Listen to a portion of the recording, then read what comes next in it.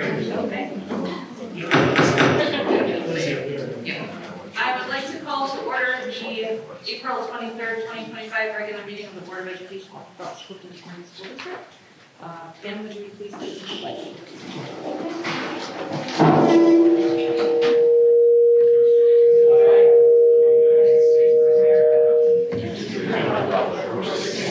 One nation, under God, indivisible, with liberty and justice for all.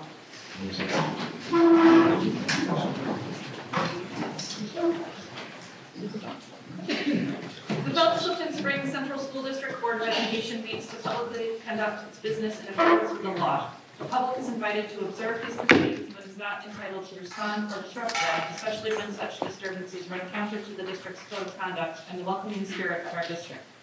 The public is reminded of the context of board meetings. Board members are volunteers, audience members are visitors to school grounds, and student and staff well-being is at the heart of board operations.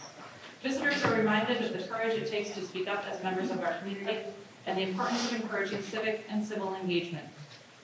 The board strives to hear all community voices during its public meetings in a safe, respectful, and orderly manner. The behavior that we expect of all students in our classrooms is also expected from visitors at board meetings. In an effort to ensure that the community members' concerns are heard, the board reminds speakers to address the board in a civil manner, refrain from discussing specific personnel or students, limit outbursts, and limit unnecessary noise. The board encourages an atmosphere of respect and tolerance and strict adherence to its code of conduct.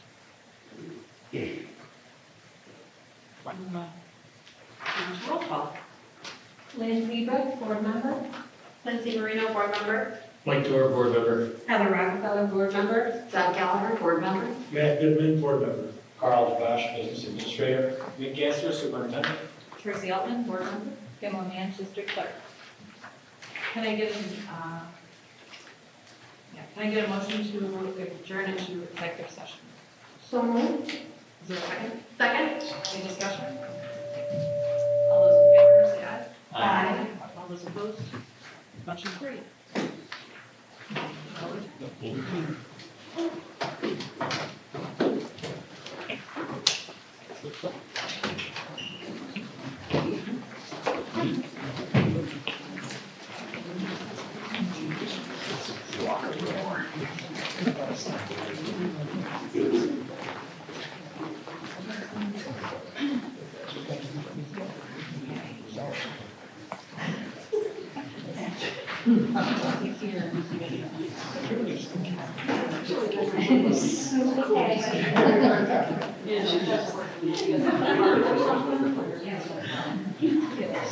We just have to go take out the buffer. We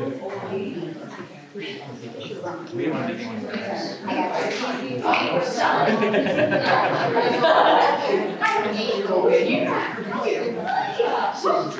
She's from Las Vegas or something.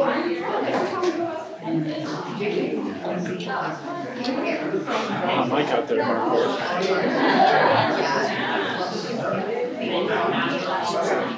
Was it coming through the speakers? It's coming through the speakers.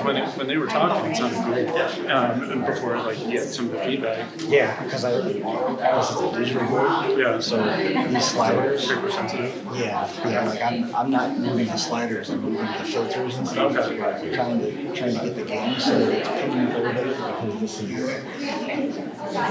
Oh, yeah. That's the first time. It looks pretty great here, though. Yeah. I don't know if that's doing it justice. Right. But I mean, you almost want it like back there. But then I don't want all the key position. Right.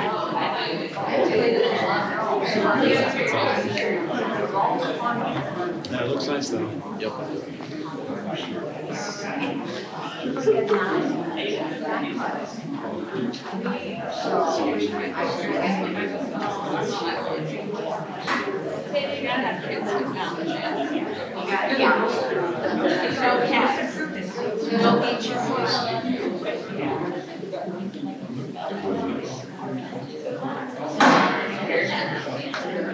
They're learning that.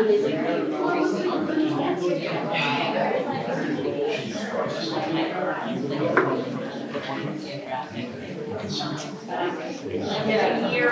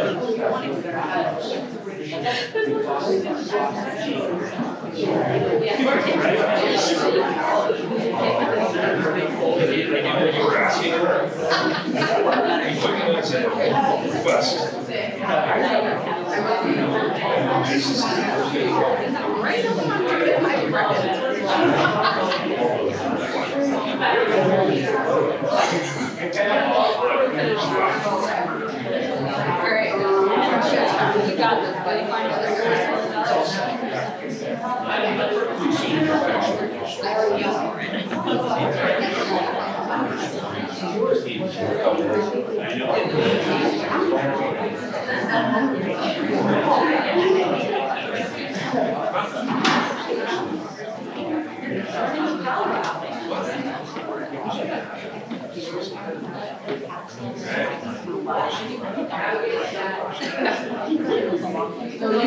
You play too hard.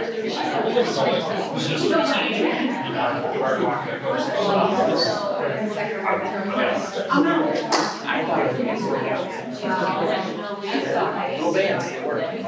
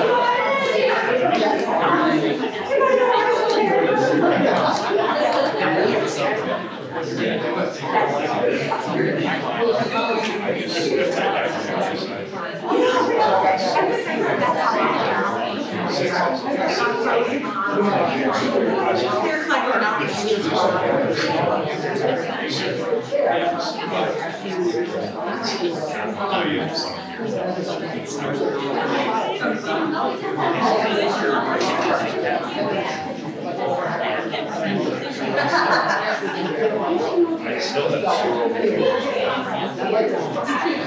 zero. I have a lot of signals.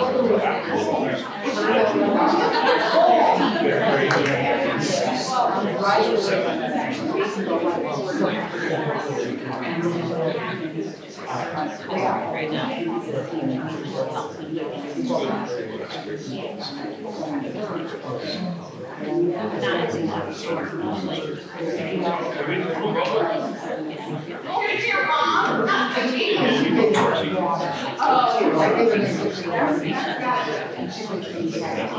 You guys are talking about this.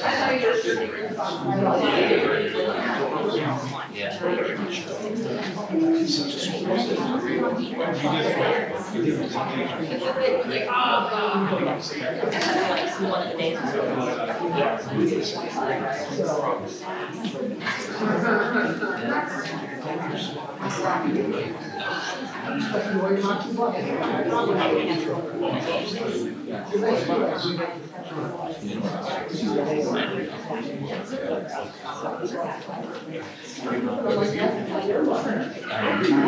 It wasn't like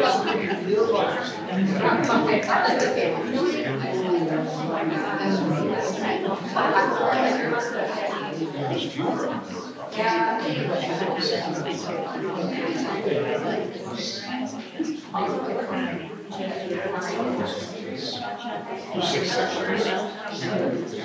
So they're in bubble group, they're not the biggest bubble group, they're not quite as big as the threat. Fifth grade's the biggest, fifth grade's the biggest group. And then you drop by whole section. Like I would use, last year I would use the second grade.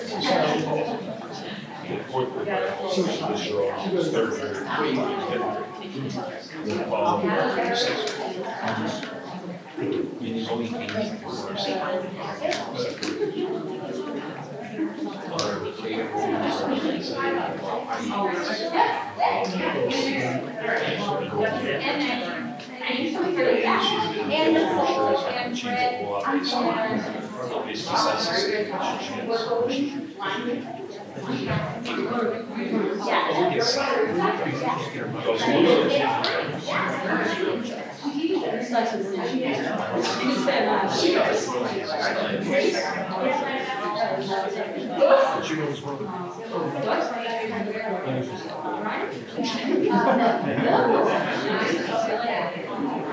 Sixth grade.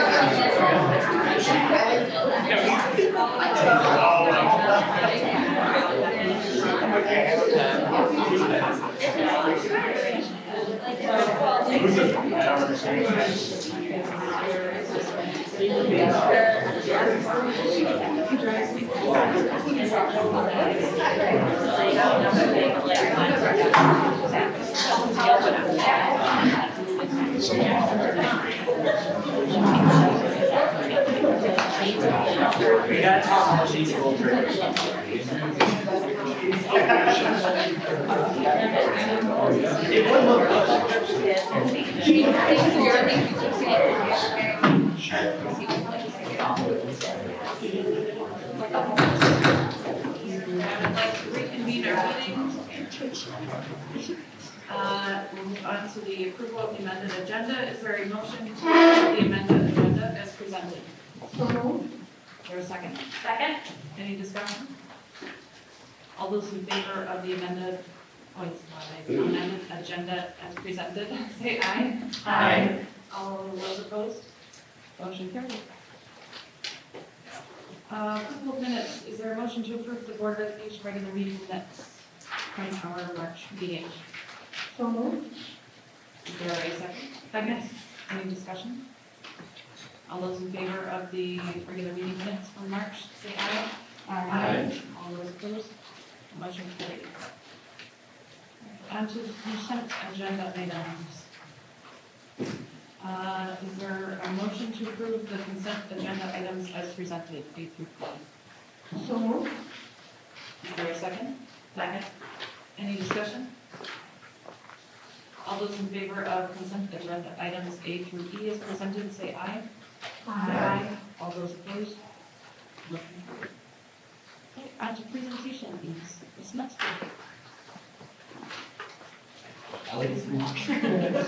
Even my hearing aids, I can hear. I didn't even see you. Even my hearing aids, I can hear. Good evening. I'm Ellie Minster, and I'm here to talk about my upcoming science trip, which is for the current 6th graders, and then a few of my 7th graders that didn't have the opportunity to go this year. I don't really have a presentation, okay, because I've never done this particular trip to Philadelphia. How it came to be was every day I do worm hooks out of it's a National Geographic interesting or gross facts for kids. And there was one about the Mother Museum in Philadelphia. And right away my students piped up and they're like, that's where you should do your trip. We want to go to the Mother Museum. And so that's how this trip came to get planned. It's scheduled for November 21st to November 22nd. The main science activities would be the Medical Museum, the Franklin Institute, so all the science activities they would do there.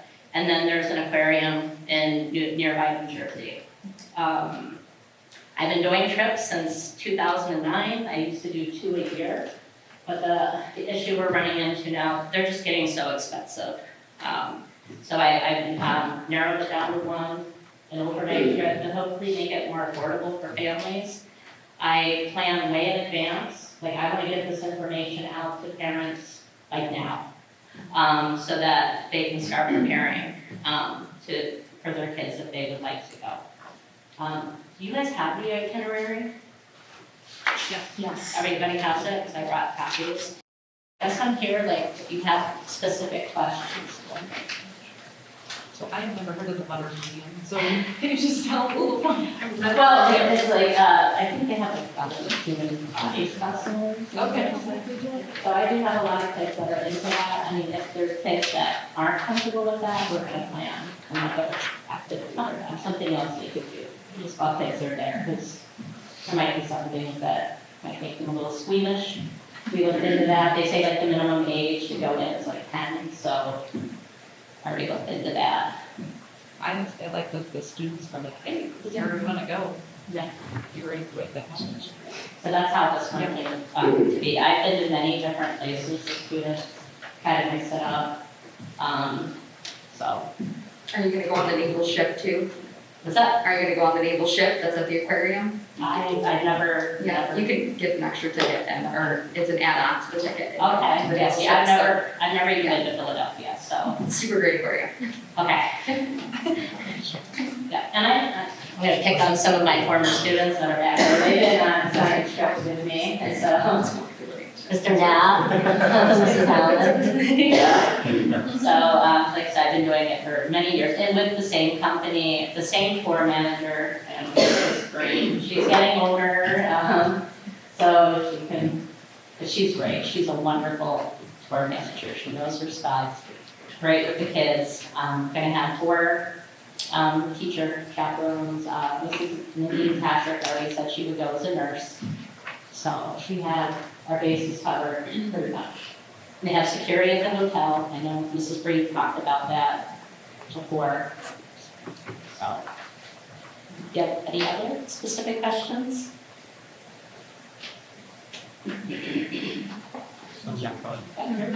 All right. It is a lot. Okay. All right. Yeah, thanks. All right, sit here.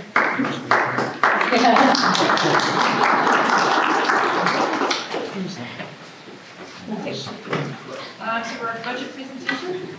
Mr. Babas and Mr. Hanson.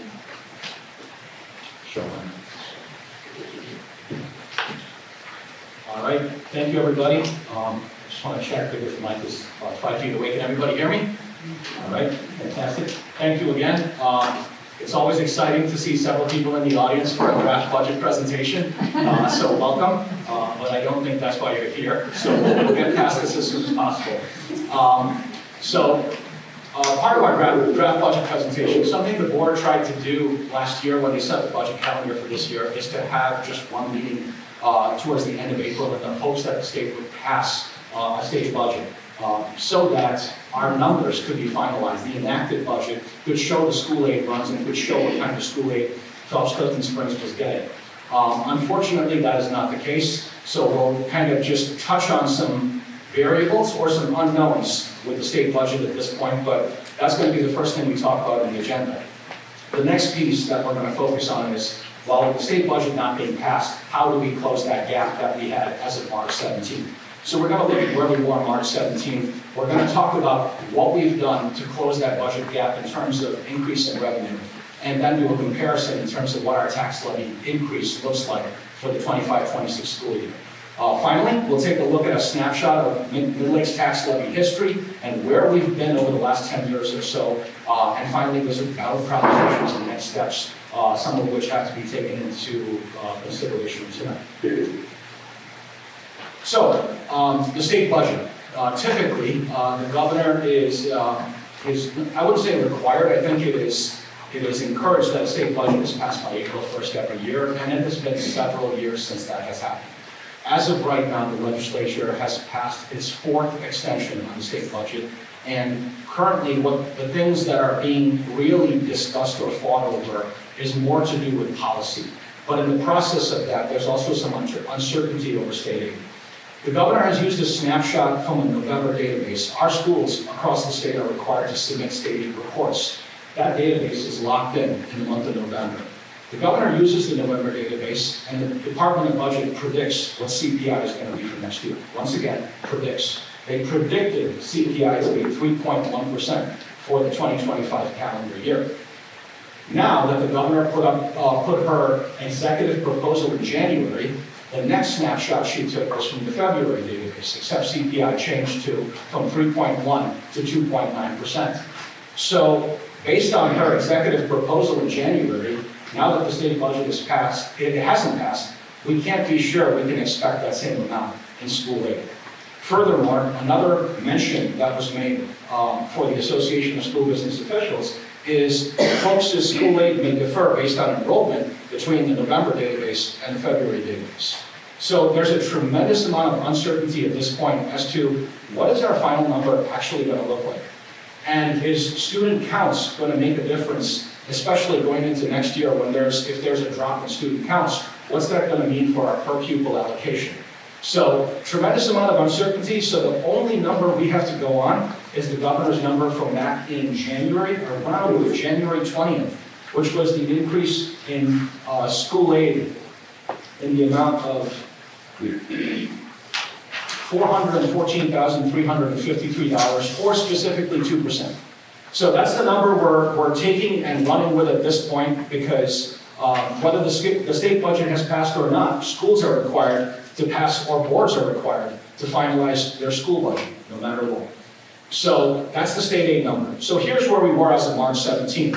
When we compare our expenditures and our revenues side by side, the gap that's needed to close, the dollar amount needed to close that gap was $359,662, or a 2.27% tax levy increase. Since then, simultaneously, we've also been working with Wayne Finger Lakes BOCES throughout the course of this year. I think it's been actually more like a multi-year discussion with Wayne Finger Lakes BOCES and the Midlakes Education Center. The Midlakes Education Center has been on our premises since 1995. So since 1995, they have signed 3 10-year leases, 95 to 2005, 2005 to 2015, and 2015 to June 30th, 2025. Over the last couple of years, we've brought many things to their attention in terms of what the next 10-year lease is going to look like, and some reality of space that's been occupied across campus. And I think they've been very understanding, and it's been very easy discussion between the district and Wayne Finger Lakes BOCES as to how we're moving forward with the next 10-year lease, 2025 to 2035. And one of the bright spots of the 10-year lease is we can anticipate an increase in revenue, a yearly increase of about $419,780. If you multiply that over 10 years, that's an increase of roughly $4.2 million as a result of the new BOCES lease. That new BOCES lease is currently in draft with the same attorney that represents both our district and Wayne Finger Lakes BOCES. So there's some forms that need to be signed as a result, but hopefully we anticipate to get that agreement ratified at the May or the June board meeting. So this couldn't have come at a better time, considering there's the significant uncertainty with state aid. But that increase in amount right there is what's going to bring down our budget, our gap, or our tax levy increase even more. So on March 17th, we were at about $359,000 of a tax levy increase. As of today, we're at $316,882, or specifically 2%. Over the last 3 years, for the past 3 years I've been presenting the budget, between March and April, we look for efficiencies. We look to reduce expenditures.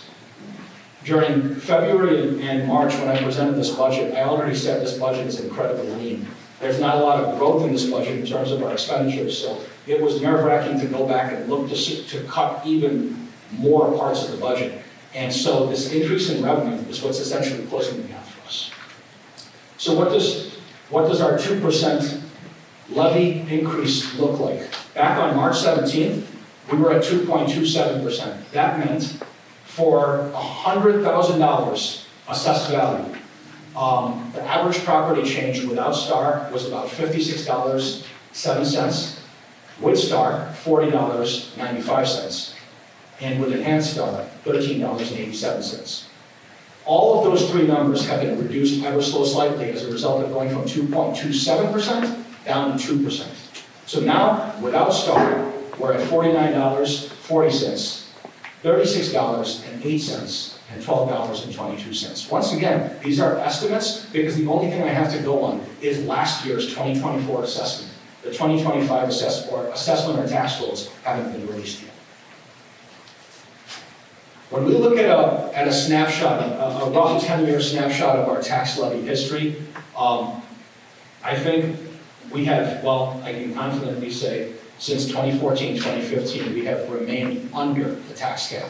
And this year, it's no different. We're less than half of the tax cap because our tax cap is 5.15%.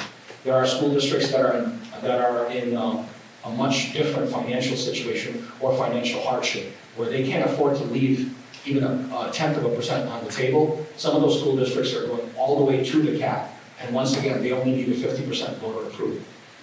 Where our cap is at 5.15, we're going on a 2% levy increase for the 25-26 school year. And once again, over the last 10 years, we've tried to stay well below the cap, but we've also tried to keep our levy increase somewhat stable and somewhat predictable year over year, which is something the board has also tried very hard to commit to. Lastly, as we wrap up our presentation, our ballot propositions to approve the school district budget, the overall budget in the amount of $47,386,760, to elect 2 members to the Board of Education, to authorize the purchase of 4 70-passenger diesel buses, 1 30-passenger diesel bus, and 1 sport utility vehicle in the amount of $888,237 from 2 different reserves. An old bus purchase reserve that will be no longer after this year, and a new transportation capital reserve. And then finally, separate propositions for the 2 libraries, totaling to $194,000. So next steps after tonight, later in our board meeting, the board has to approve the overall budget for Phelps-Clifton Springs for 25-26. Our next step is to have our May budget hearing on May 12th, I believe at 6 o'clock in this room. And finally, the May budget vote on May 20th. So that's it in a nutshell. I just want to stop and see if any board members have any questions.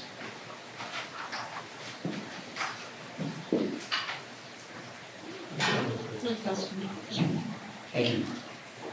Thank you.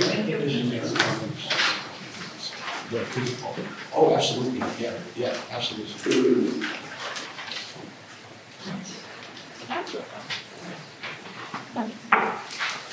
Right, on to tenure recommendations. Please start. Who's that first, Chris? I don't have any recommendations. Oh, you're up. You're up. I can always lead off. All right, so Ellen, good evening, everybody. Nice to see you all. We had originally 9 tenure recommendations, but because of some unexpected leaves, we ended up with 8. But we still have a large number of folks this year to recommend for tenure. So we kind of split them up. I did 4, Mr. Lombardi did 1, Mrs. Eldridge did 1, and the assistant principals did some. Just to kind of spread it around. You don't have to listen to me for 8 consecutive people. I am going to, I believe I'll start, I don't think Mrs. Flynn is here, right? So I'll start with those that aren't here tonight. So the first person I would like to recommend is Patricia Flynn. Mrs. Flynn does an excellent job creating a classroom environment that is well structured, as well as providing students with choice and control. This is accomplished through clear communication of expectations married with student input and flexibility. Mrs. Flynn is aware that some students require differing options to provide maximum learning opportunities. Throughout their 5th grade year, Mrs. Flynn strives to prepare her students for the adjustment to 6th grade. She does this by providing students with some of the freedoms they will acquire when they move to the next level. One of Mrs. Flynn's advantages is she previously served as a special education teacher and is able to utilize this experience in her classroom. The ability to modify and adjust content, instruction, and resources has served her well in a gen ed classroom. Mrs. Flynn participates in many professional development opportunities that support her growth as an ELA teacher. She was a key member of the team that created our building-wide classroom posters support academic conversations. If you're ever in our classrooms, there's posters on the wall that give sentence stems for students to begin answering questions. She was one of the huge players along with Jeff on that. These posters provide age-appropriate sentence stems and help students scaffold their responses. She was also a strong supporter of the building-wide adoption of claim evidence response, which is CER writing process. They're using it right now on their state tests. Mrs. Flynn's knowledge of the 5th grade ELA curriculum is exceptionally strong. Mrs. Flynn works with her CT co-teachers to ensure that, that they utilize consistent and appropriate strategies to support each student's learning needs. As stated earlier, she has been working to strengthen student speaking and writing skills at all grade levels. Her work has been an important part of the building's viable and consistent curriculum. I am able to recommend Patricia Flynn for tenure without reservation or concern. All right. Is Mrs. Ellison here? No. Is she? She is? I had been facing this way the entire time, Carrie. I had no idea you were back there. I'm glad you're here. So, Mrs. Ellison.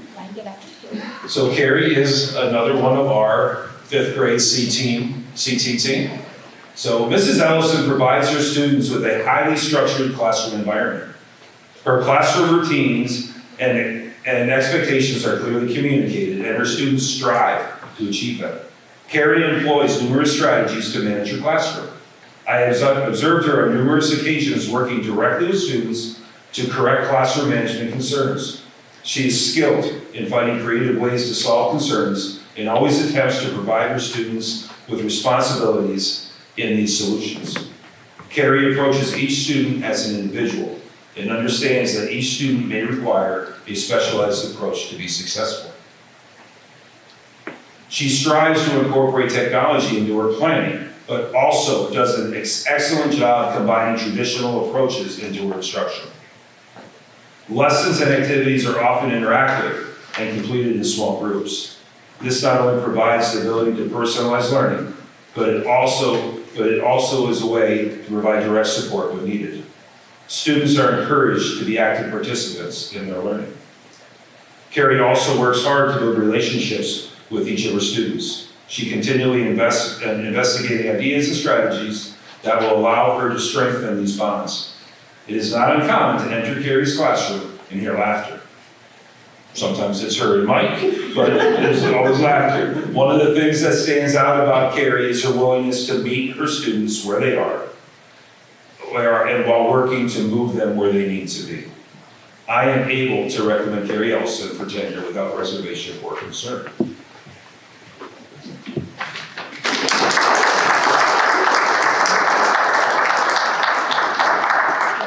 And I know Miss Allen's here. You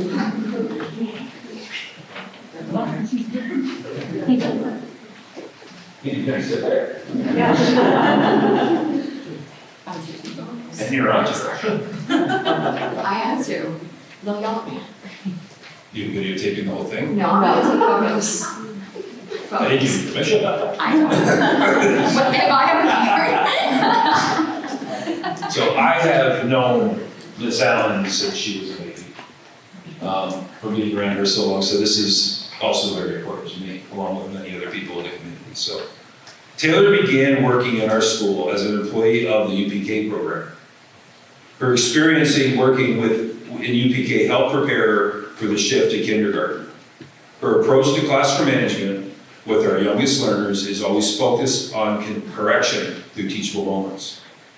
Taylor consistently brings attention to positive behaviors and works with students to model classroom expectations. The central focus of Taylor's master's degree, which she's currently doing, is behavior intervention and support. Taylor does an excellent job starting each year preparing her kindergarten students with the necessary tools to be good learners. Many enter school with no prior experience in a classroom. The first step is to teach them how to be students and how to behave as learners. Taylor does a great job utilizing the programs that the district has chosen for ELA, math and science, and social studies. She always does an excellent job modifying materials to meet her students where they are. Taylor is continually working to strengthen and increase her professional practices. She attends professional development sessions, as well as working closely with the kindergarten team. Taylor works hard to build strong and lasting relationships with her students. This can be observed by the number of older students who regularly visit her classroom. We have one student in particular that starts her day as her reward every day, first grader. Who comes down, starts her day there for her positive input, and then moves on to first grade because of the strong relationship she built with Taylor last year. So I am able to recommend Taylor Allen for tenure without reservation or concern.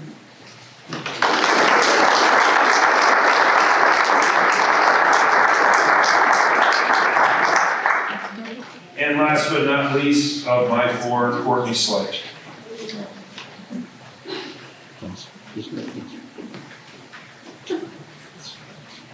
Hi. Courtney is one of our math AIS instructors. As a math AIS teacher, Mrs. Slate pushes into many classrooms to team teach and to pull small groups to her own room. Courtney always strives to maintain consistency and support the rules and expectations of the classroom teacher. She also keeps a consistent focus on reinforcing our school values. Courtney also does a great job maintaining a productive learning environment in her own classroom. She works hard to establish strong and positive relationships with her students. On occasion, Courtney provides support in classrooms when an emergency substitute is needed. She always does an excellent job in these situations with classroom management. 2 years ago, it was necessary for Courtney to shift into a permanent fourth grade classroom role. Right? In October. Many of you probably recall that. She took on this responsibility with the same focus and commitment that she approaches her role as an AIS teacher. Our school was fortunate to have the ability to make this student-centered decision and have such a great teacher to fill the role. The position of math AIS teacher requires a wide range of instructional strategies and techniques. Many of the students Mrs. Slate works with lack some of the foundational math skills, and often struggle in other academic areas. Courtney's success comes through utilizing multiple techniques, which she often shares with the classroom teachers, and in many cases, special educators. Our students and teachers are fortunate to have such a great math AIS teacher to support them. Courtney is continually working to strengthen and increase her instructional practices. Our building recently adopted a new math curriculum. Courtney's support through this process has been wonderful. In her role as a math specialist, she must prepare to implement multiple strategies and interventions to assure her students achieve maximum growth. This requires her to investigate and stay current in many programs and approaches. Mrs. Sled's input and instructional support team at our ISSP meetings is informative and often helps develop a strong intervention plan. Another page, but I'm not going to. I can recommend, I'm happy to recommend Courtney Slate for tenure without reservation or concern.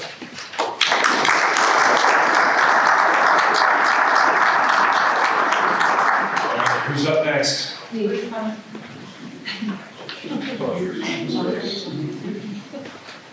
Good evening. I would like to invite Michaela Eklund. Come on down. If you want. They should have a block. You give choices. Yeah, I just. And we can leave the coffee shake hands if you want. All right, so since joining Midlakes, Michaela served as a co-taught and E&L classroom teacher in 3rd grade and has demonstrated exceptional classroom management skills. She successfully and skillfully balances meeting students where they are with encouraging their academic and personal growth. Her classroom is a nurturing space where students feel safe, supported, and are able to thrive. Michaela has demonstrated outstanding instructional expertise in her co-taught E&L classroom, particularly as she has navigated successful implementation of 2 new curriculums this year. Her ability to thoughtfully plan and deliver differentiated instruction ensures that all students, including our English language learners, are engaged and supported in meaningful learning experiences. Michaela's reflective approach, adaptability, and commitment to continuous growth have been instrumental in helping students thrive academically in a time of curriculum transitions. She takes the time to get to know each learner as an individual, creating a classroom culture rooted in trust, respect, and mutual understanding. Michaela's students feel seen, heard, and valued, which fosters a safe and supportive environment where they are willing to take risks and engage fully in the learning process. Her calm demeanor, consistent presence, and genuine care for her students contribute to a positive classroom climate in which all learners can thrive. She demonstrates a deep and thorough understanding of her subject matter, which she skillfully adapts to meet her diverse learning needs. Her instruction reflects a strong grasp of both content and pedagogy, allowing her to present complex concepts in ways that are accessible and engaging for all learners. She effectively integrates scaffolds, visual supports, and language-rich strategies to ensure comprehension and meaningful participation. She is adept at modifying curriculum while maintaining academic rigor, and her lessons consistently reflect best practices in differentiated instruction. Michaela's presence is felt throughout the building as a collaborative colleague, a supportive team member, and a positive role model. Her dedication to the overall well-being and success of the school community underscores her value as an educator and team member at Midlakes. I am able to recommend Michaela Eklund for tenure without reservation or concern.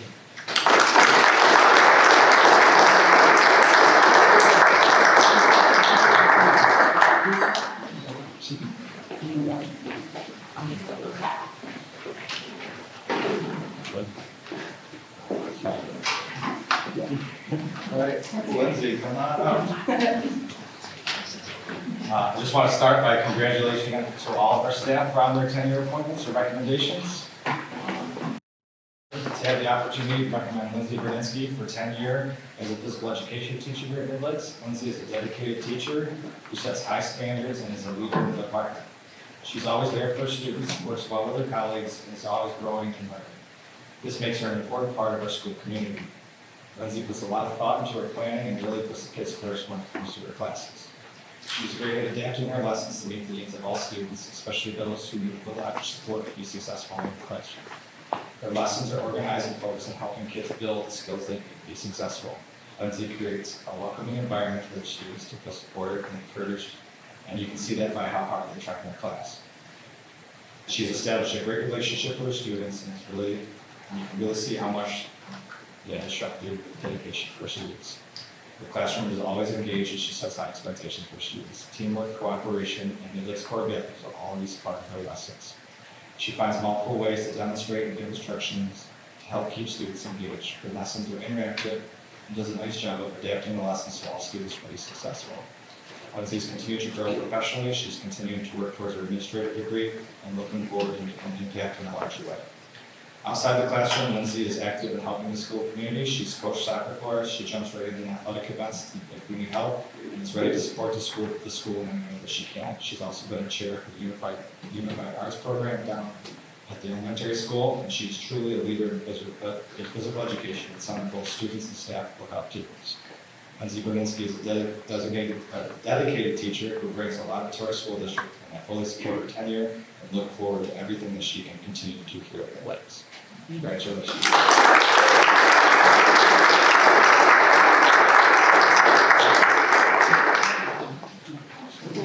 Yes.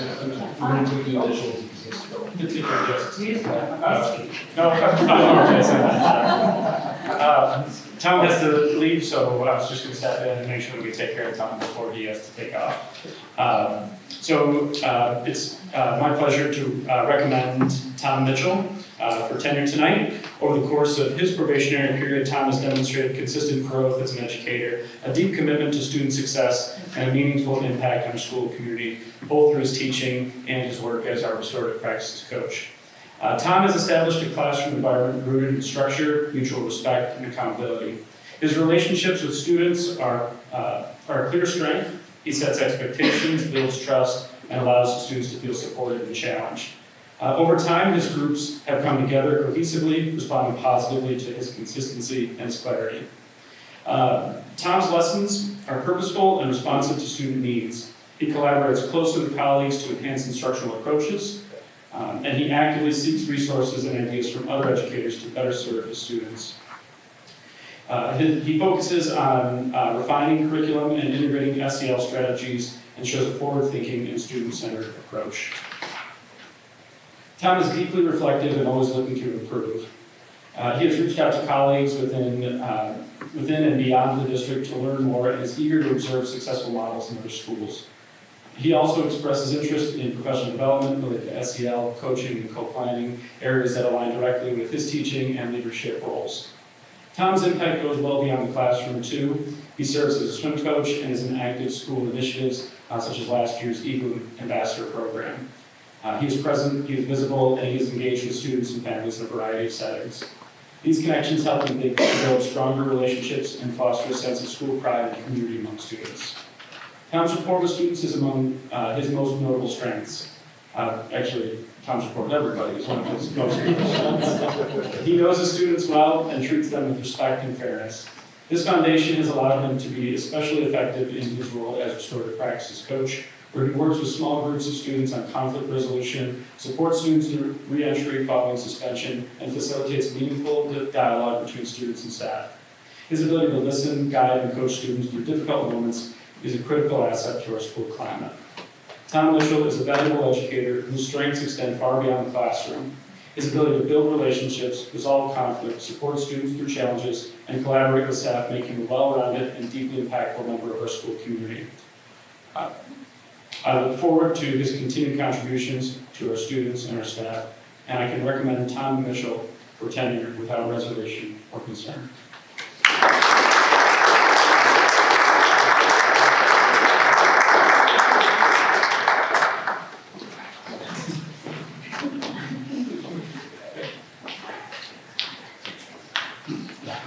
I'm here to recommend Kaylee Henderson for tenure.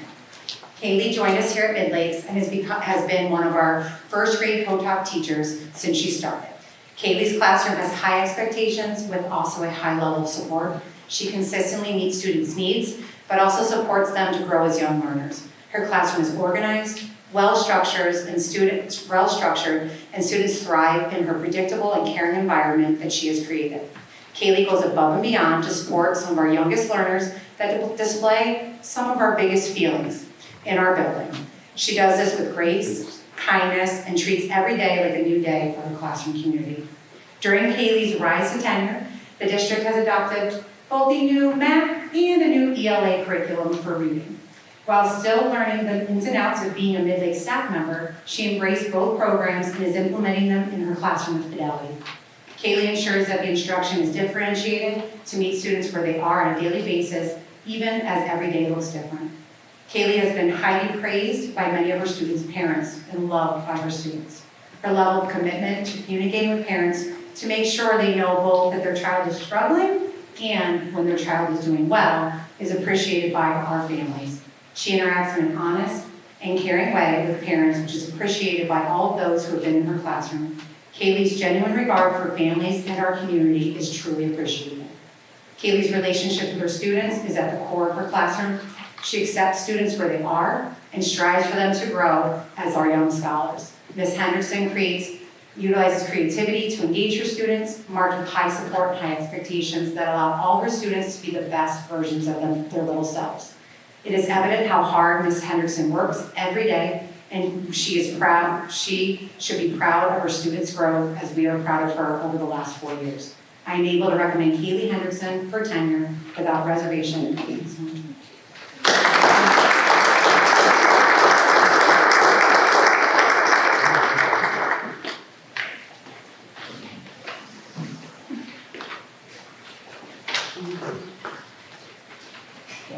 Hello, I have the honor of speaking about Dr. Ware, our school psychologist this evening. So while Ms. Ware doesn't work in a typical classroom setting, she does have to manage small groups, individual counseling, and a lot of evaluations and reports. Through that, she collaborates effectively with both teachers and support staff that implements and designs behavioral strategies that foster inclusive, structured, and student-centered learning environments. She assesses both behavioral and academic strengths, identifies areas for growth as well, and is able to provide actionable strategies that are practical in the classroom that will produce positive change for our students. During all of those evaluations, she wants to entice our young learners to keep going through that process. And she's able to do so with many different strategies. Joking, I think there's one of my favorite popcorn in my house as well, and certain treats and candy. So, she regularly consults with educators and helps to bridge that gap between assessment and implementation. She participates in professional development opportunities provided by the district, and then also tries to excel those opportunities as well. She participated this year in therapeutic crisis intervention for schools, function-based thinking,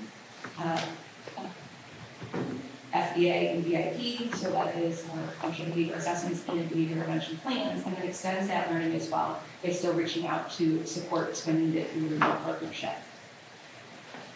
Whether in CSE meetings, conducting 504 meetings, or team meetings, Ms. Ware ensures that families are heard, they're supported, and that they feel empowered to advocate for their child's needs. She's created safe spaces both for students to come in and express themselves, and that's evident in the relationships that she's built with students she's currently working with, and then also when she gets to pop over here to step into their building, and they all, Ms. Ware, you're here, and start swarming her in the hallways. So that's how we see as well. To know that the reach that she has with students currently in the rate is also trickling out and out into the secondary, and those relationships are maintained. She has the desire to do what's best for students, and that is always the forefront of the decision making. She has a comprehensive knowledge of educational psychology, childhood development, as well as those assessment practices. She plays an active role in our school community and ensures that not only our students feel valued, but so do our staff. So she's a member of our PSO team, our K6 MTSS team, but she's also the first one to rally the troops when it is an appreciation time for our counselors, our assistant principals, our teachers. She's the first one to say, who wants to help us celebrate? Let's get cards going, let's get closer to me, and that's really appreciated. Her contributions have provided a lasting impact on our school, and we're confident that she will continue to elevate the educational experience for our students, families, and our staff. We all the admin at the elementary and mine. I recommend tenure for the second year without reservation.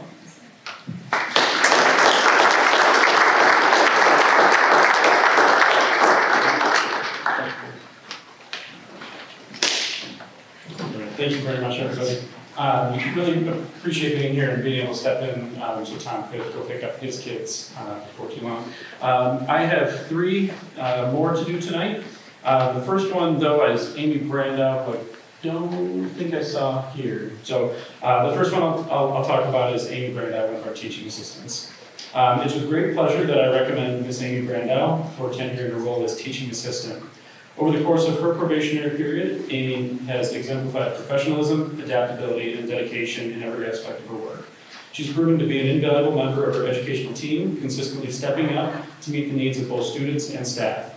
Amy's flexibility is one of her defining traits. She is always willing to assist wherever there is a need, whether supporting a teacher with classroom instruction, working one-on-one with a student, or stepping into a different role for the day. Her positive attitude and team-first mentality have made her a reliable and trusted colleague across multiple grade levels and classrooms. Amy consistently demonstrates a deep commitment to the success and well-being of her students. She's worked closely with students in both group settings and one-on-one environments, providing targeted academic and behavioral support. Her patience, encouragement, and clear communication allow her to build strong relationships with students, making her an effective and compassionate support in their learning journey. Amy works collaboratively and respectfully with teachers, contributing to classroom instruction and management with professionalism and insight.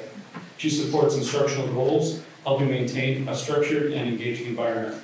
Her presence enhances the classroom climate and helps ensure that all students have the opportunity to succeed. Amy Brandau is a dedicated and talented teaching assistant who consistently goes above and beyond to support students and staff alike.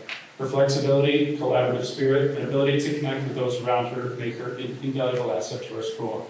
And I can recommend Ms. Amy Brandau for tenure without reservation or concern.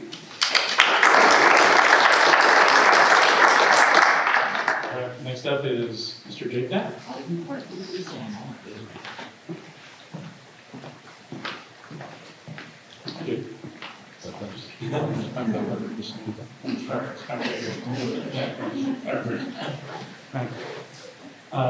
Today it's my pleasure to recommend Mr. Jake Knapp for tenure. Throughout his probationary period, Jake has consistently demonstrated a strong commitment to his students, solid instructional practice, and meaningful involvement in our school community. His steady growth and professionalism make him an asset to our staff. Mr. Knapp has grown steadily in his classroom management skills, establishing clear routines and expectations, particularly with his students in special education setting. He has effectively created a learning environment that is structured, yet supportive, and students have responded positively to his instruction. His ability to set firm boundaries while building trust has contributed to a respectful and productive classroom culture. Jake consistently delivers high-quality instruction in his classes. He sets high expectations for his students and prepares them thoroughly for assessments, including the Regents exams. His students have performed well academically, and he remains focused on delivering rigorous instruction, especially within his special education setting. Jake has actively pursued professional development to strengthen his instructional practice and classroom management. He shows clear understanding of his areas for growth and a proactive approach in addressing all of those items. Jake is highly visible and engaged in the school community. He serves as senior class advisor, coaches baseball, and regularly attends school athletic events. His presence and support extend beyond academics, helping foster a sense of connection and school pride among students and families. One of Jake's greatest strengths is his ability to connect with students, and like Tom, like just humans. He genuinely knows his students as individuals, which creates a strong foundation for learning. His rapport with students contributes to their motivation, engagement, and overall classroom success. Students respond through his approachable demeanor and his consistency in holding them to high expectations. Jake possesses a strong command of his curriculum. His content knowledge is evident in his instruction, and he has successfully prepared his students for midterm and Regents exams with confidence. He approaches content with enthusiasm and clarity, ensuring that students are not only prepared, but also interested in the material. Mr. Knapp has consistently demonstrated the qualities of an effective and reflective educator. His instructional ability, dedication to students, investment in the school community, and continuous growth all support a strong recommendation for tenure. I can recommend Mr. Jake Knapp for tenure without reservation or concern.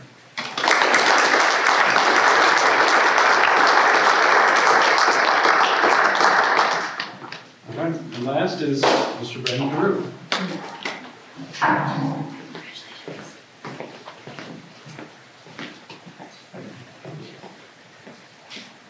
It's with confidence and enthusiasm that I recommend Brandon DeRue for tenure.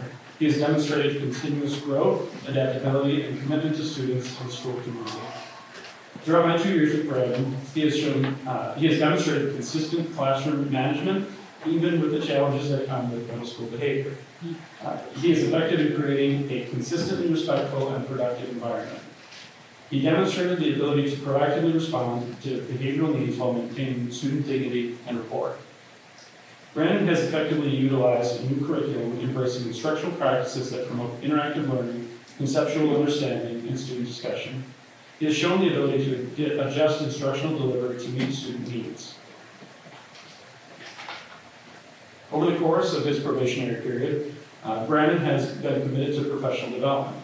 He sought out SEL training, worked closely with colleagues on Tier 1 SEL strategies, and pursued math-specific learning opportunities, including reading professional texts and participating in roundtable discussions. These efforts have positively influenced his classroom instruction and interactions with students. Mr. DeRue has been an active contributor to the broader school community. He supported school theater programs by building sets and assisting with performances, and led a growing and popular Dungeons and Dragons Club, which provides students with a positive extracurricular outlet. They even meet for a really long time over breaks. They come in and they have these really long campaigns over breaks, which is wonderful to have the number of kids that he has participating in. These activities highlight his willingness to connect with students outside of the classroom and contribute meaningfully to the culture of the school. Building and maintaining strong relationships with students has consistently been his strength. And like the other candidates that we've had, just good with people. His rapport has contributed to his improved participation in class, especially in challenging content and in extracurricular activities like his CD clubs. Brandon DeRue has demonstrated solid and evolving content knowledge, his ability to make connections across content, build on prior knowledge, and retain student interest reflect a deep understanding of the mathematical instruction. He has also shown an awareness of the need to adjust instruction to fit the needs and strengths of different student groups. Brandon DeRue is a valued member of the school community. Based on his performance, professional engagement, and student-centered approach, I can recommend Brandon DeRue for tenure without reservation or concern.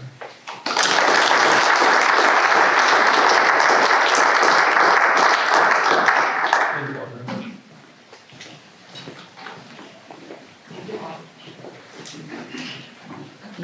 All right, that's tenure approval. Is there a motion to approve the tenure appointments as presented based upon the recommendation of the superintendent? So moved. Is there a second? Second. Any discussion? All those in favor of the 12 tenure appointments as presented, say aye. Aye. All those opposed? Motion carried.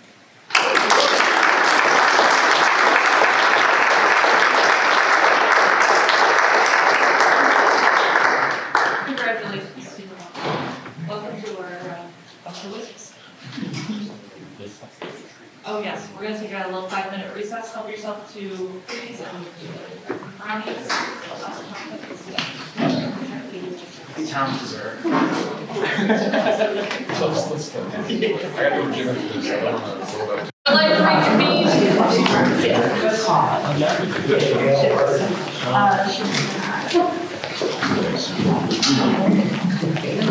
So we are on to the superintendent's report. Okay, before I go into my normal report, there's just a couple things I'd like to say. So it's important for me to share and publicly acknowledge that Midlakes lost a staff member since our last meeting.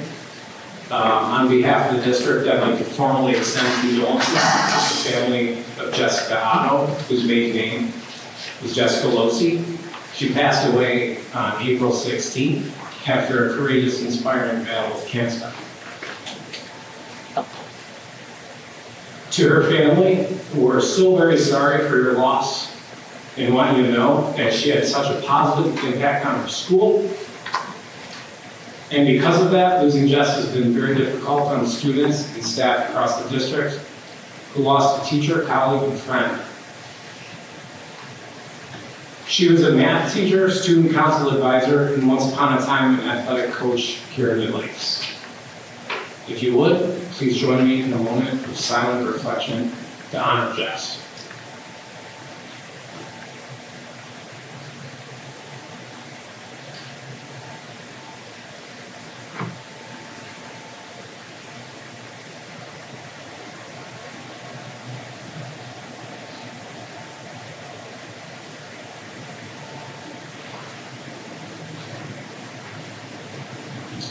Thank you. So we are awaiting her obituary to be posted. And once that's posted, we'll make sure everybody knows the date and time. We do know through her support Facebook page that those dates exist. We have shared those dates internally, but I don't feel exactly comfortable sharing those dates and times publicly. So we'll hold back until we can do so. Okay? All right, moving on. So as you know, about a year ago, the board approved a emergency renovation project for our aquatic center. So I just wanted to provide you a quick update on that. So one of the primary drivers of that resurfacing project or multifaceted project really had to do with failing Marsite on the pool surface, which is a thin layer of specialized concrete that goes over the main concrete of the pool structure itself. So once the demolition was complete with that thin Marsite layer, it was discovered, and I may have reported this at our last board meeting, there were some significant cracks that were discovered in that sub-concrete structure. So we did look into a handful of solutions, and at this point we have contracted with a special company out of Waterloo that does concrete repair both on buildings and swimming pools, and they use an epoxy resin to fill those cracks. So at this point, they've been in there injecting the epoxy into the cracks, and the primary driver for taking on that it was in the neighborhood of about $20,000 extra to do this. The reason to do this is because if we were just to reapply the Marsite with those cracks underneath, it would only be a matter of time before those cracks showed themselves again, and we would be right back to having a leaky pool. So it's important for us to address the root cause of the leaks in the pool.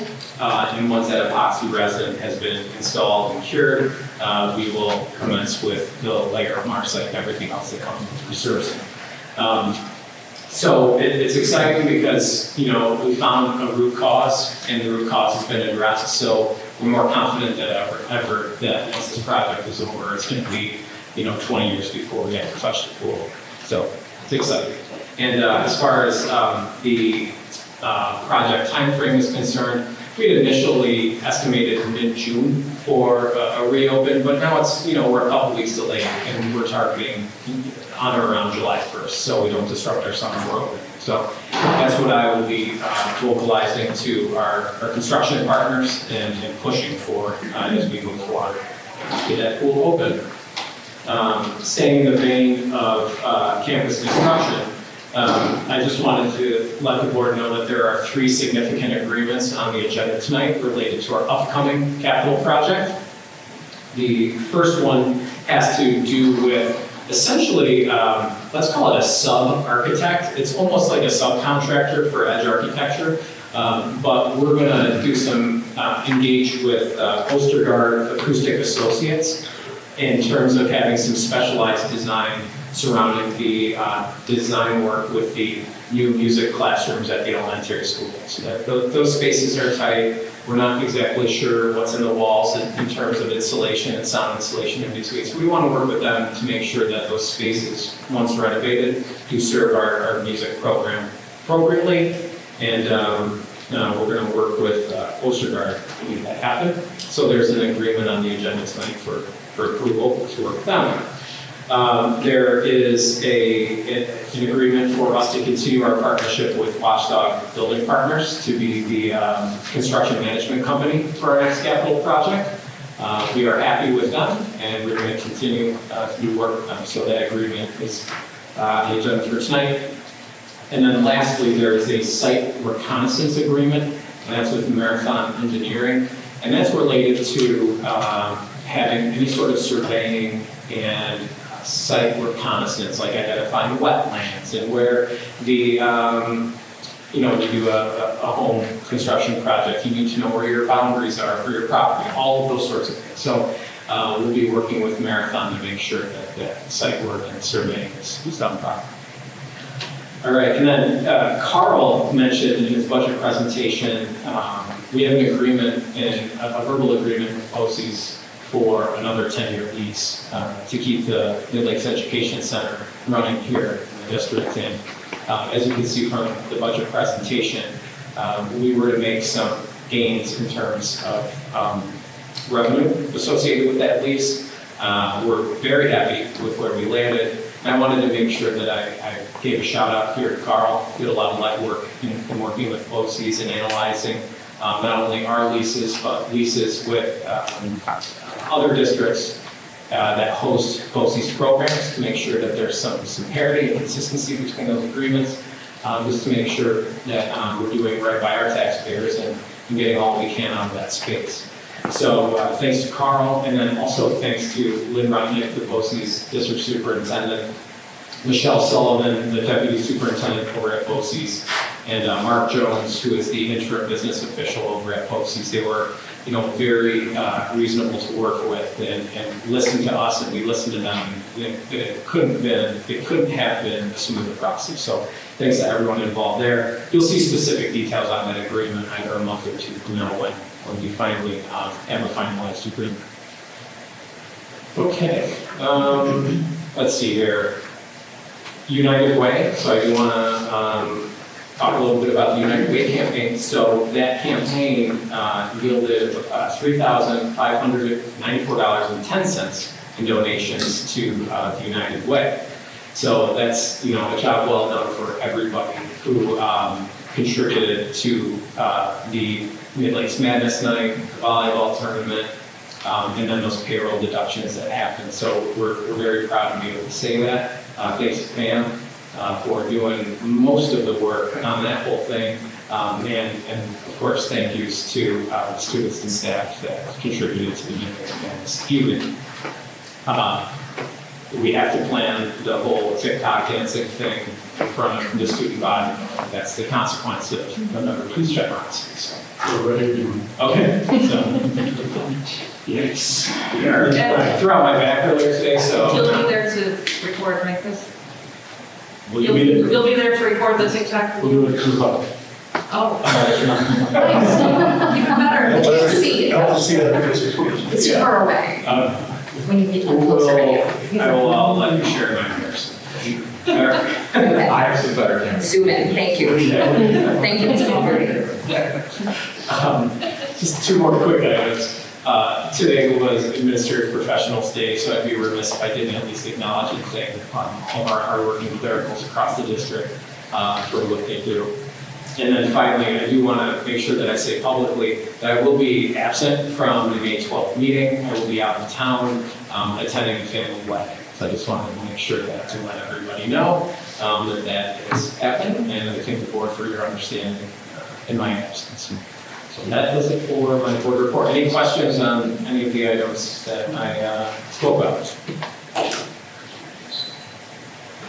All right, thank you. Thank you. All right, on to board discussion items. So I'll start with committees. Policy committee met just right before this meeting tonight.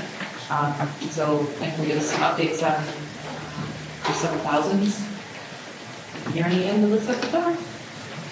Pretty good progress. We're starting to plan our next round of the section, our bylaws section.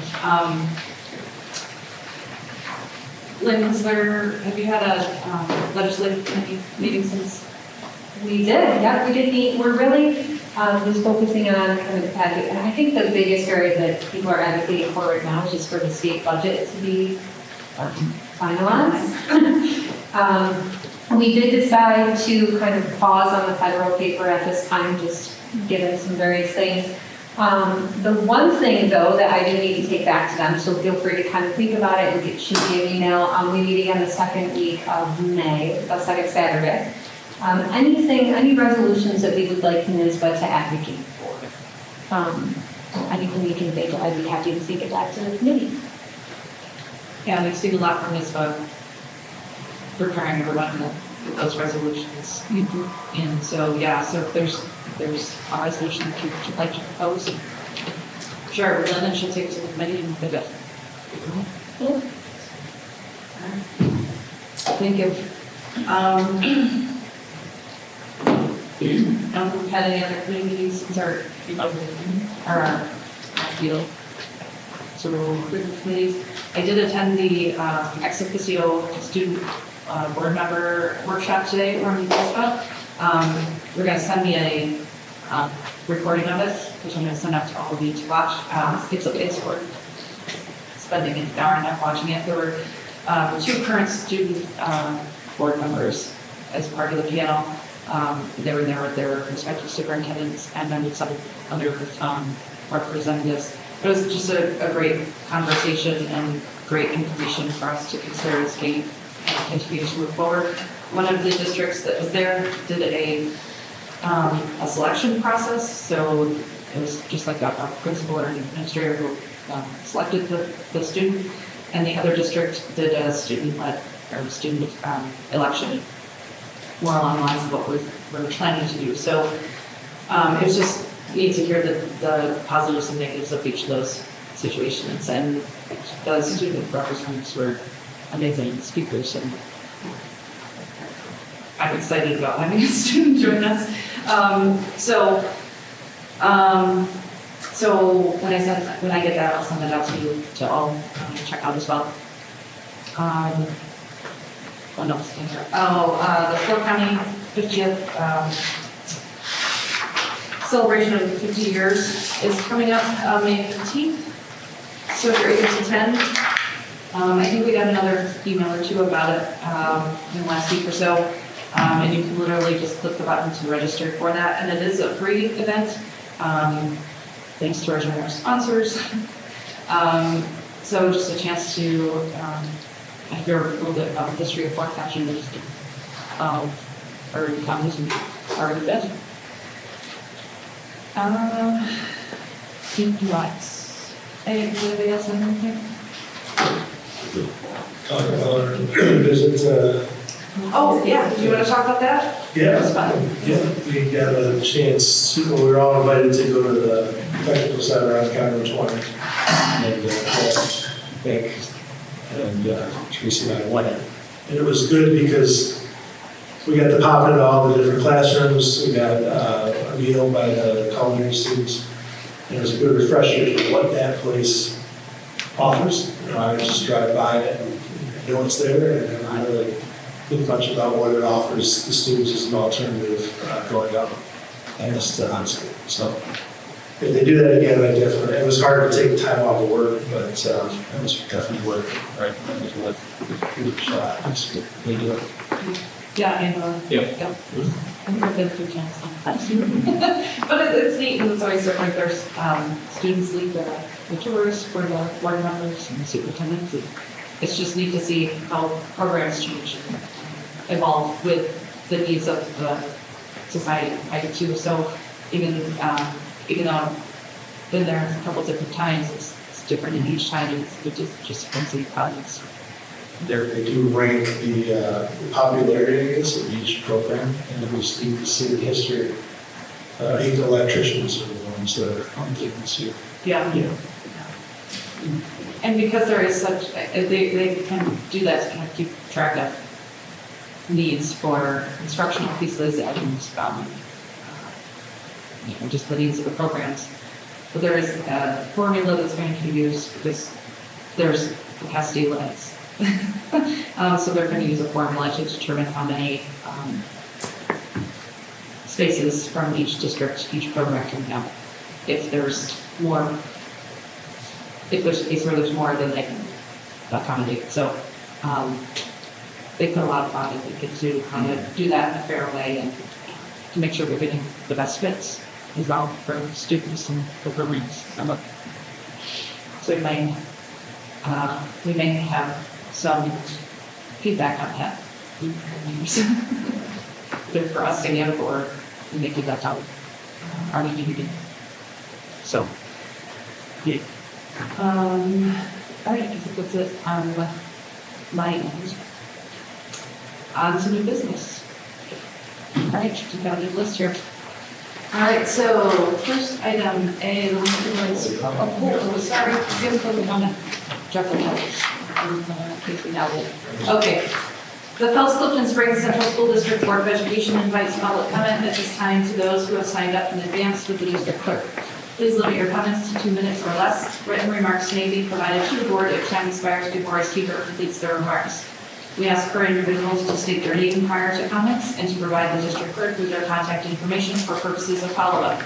Although the board does not respond directly to individual comments at this time, items brought to the attention of the board may be taken under consideration for future response, action, or follow-up with the speaker.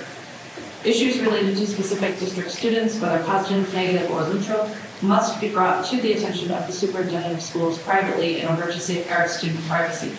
The board reserves the right to terminate a speaker's comments if their comments are in excess of 2 minutes, are repetitive, or are not appropriate for discussion in an open public forum. All visitors are reminded to abide by the district code of conduct and to be respectful and courteous both as speakers and as audience members. We are a community focused on bettering public education for our students, some of whom may be present. Thank you. Jay? No comments. Oh, now we can go on to the all right, item A. Is there a motion to approve? Oh, so first. Okay, so in your packets, Pam's left in front of you. We have the 6 candidates' bios for the BOCES board, and we are going to be putting in one vote for 3 of those 6. So the way we're doing this is handing down the papers with the 3 candidates that you would like to vote for. And I will yeah, that's whatever, tabulate, there's the word I was looking for. And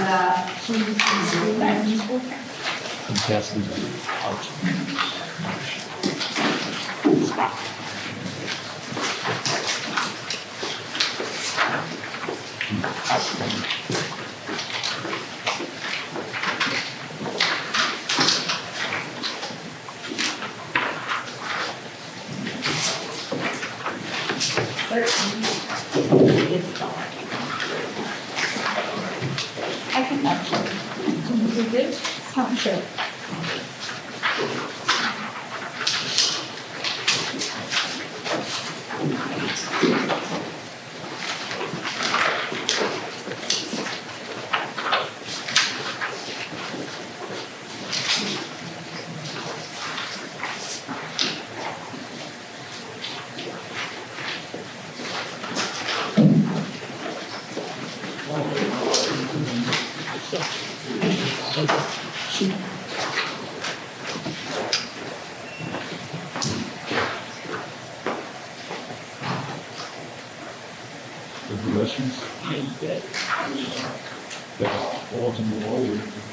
Why that have to not be ones for the water?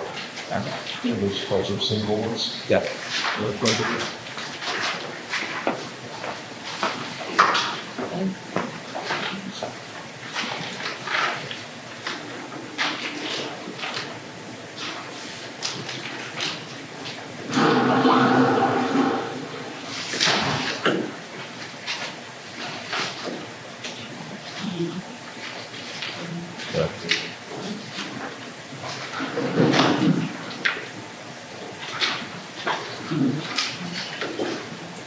Yeah.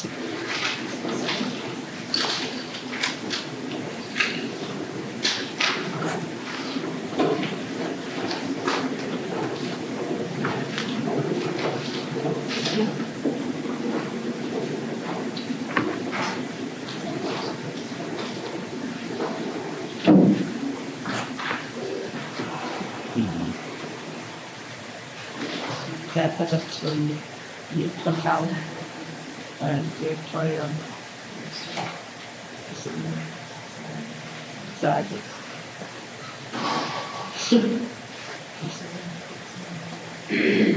Okay, you have three-way tie for the third. So.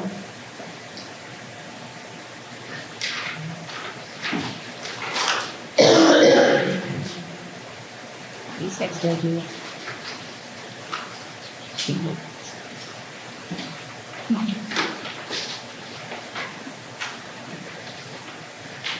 My Josh.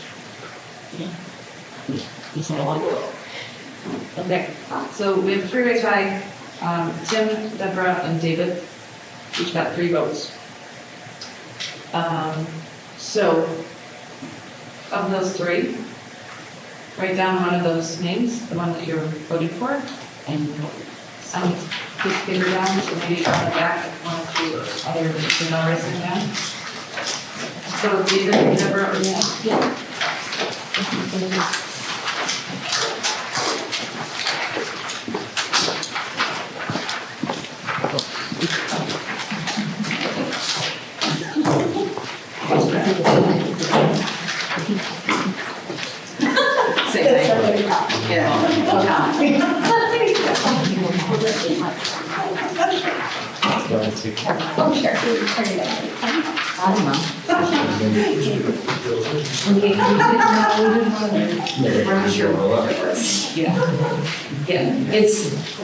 Yes. You got it? I don't know. We'll see.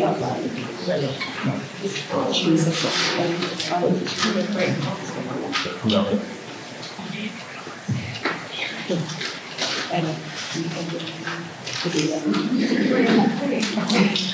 Well, you have the president, the words and time. Yeah, no, I did. So now we have a two-way tie. And one. 3 for Tim and 3 for Deb. Just take the one with one. Poor person, they need a chance. Deb and Tim each have 3. So it's going to save result. So the second one, you have to do it, and just the 2 names. Okay.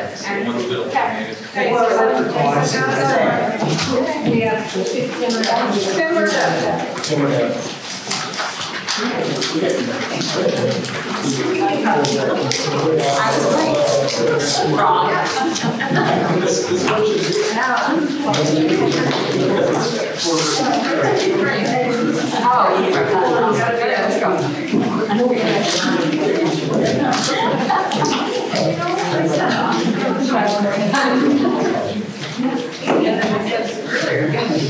There's a time we have to plan.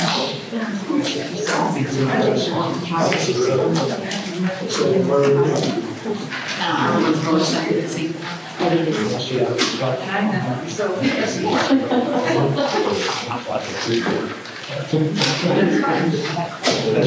We're good. 5-2, Deb. So our 3, the 3 that we will be voting for are Heather Bachman, Robin Johnson, No. and Deb Corson. Okay. Thank you. Yeah. I didn't say that. Okay, so.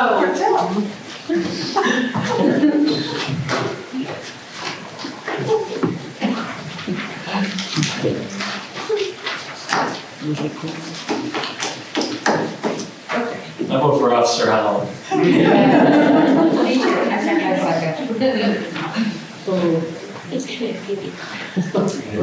He's the tiebreaker. Too much. All right, so can I get a motion to cast one vote for Heather, a vote for Robin? Oh, they're all split. Okay. Can I get a motion to cast one vote for Heather Bachman to a seat on the Wayne Hills BOCES board for 3-year terms? And back to George, there's 5. So moved. Is there a second? Second. You do it. Any discussion? All those in favor say aye. Aye. All those opposed? Motion carried. Can I get a motion to, who's there here, cast one vote for Robin Johnson to a seat for the Lake Finger Lakes BOCES Board for a 3-year term effective July 1st. So moved. Is there a second? Second. Any discussion? All those in favor say aye. Aye. All those opposed? Motion carried. And is there a motion to cast one vote for Deborah Korsner to a seat on the Lake Finger Lakes BOCES Board for a 3-year term effective July 1st? So moved. Is there a second? Second. Any discussion? All those in favor say aye. Aye. All those opposed? Motion carried. All right. Now the budget vote. So you also have papers in your file for the budget. Anybody need, well, first, is there a motion to approve the budget as presented? So moved. Is there a second? Second. Any discussion? Motion needs to be. All those in favor of the 2025-26 tentative administrative budget for one of the Lake Finger Lakes Board of Cooperative Education Services, an amount of $4,163,802. So moved. Is there a second? Second. Any discussion? All those in favor say aye. Aye. All those opposed? Motion carried. Okay.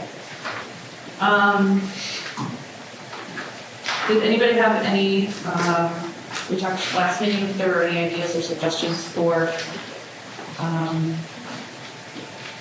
where's that down, or trainings or programs or anything that you would like the county to offer in the next year? Any ideas?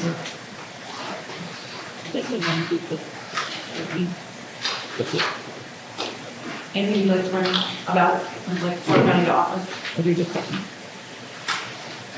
I didn't get any emails from you. But give you one last chance. Oh yeah, so what topics or speakers would you like Howell County to offer? Do you have any suggestions for topics or speakers for the Spring Education Conference? And would be interested in facilitating a student-led presentation workshop at the Spring Conference? Would we be interested in facilitating student presentation? Anything with students is great. I mean, I think our the first thing to find for our ed program because it's new and they're doing fun. So I knew that. That's a really good idea. And they like to present. Yeah, and that's part of at the place being able to. Okay, so at least we got that done. I still think we should do like those who've been on the board multiple years, or even just do like a refresher on financial fiscal stuff that changes too. So I think it'd be nice to have like a refresher on the fiscal training that we're required to do, but we only do once when revisit it again. So that's my input. Now when it comes to the demonstration on this, they was a good job. Getting it together. They got the last years. All right. Those things will continue to be planned. So if you do think of something that you'd like, just let me know and I'll let that for county know.